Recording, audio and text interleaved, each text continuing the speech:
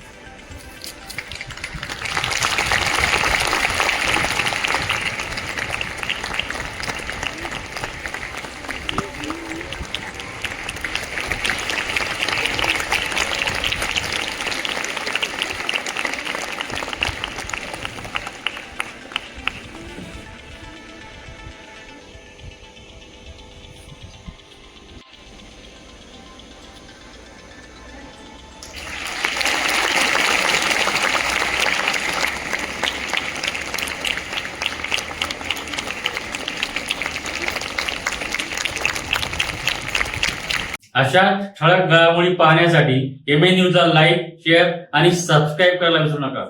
धन्यवाद.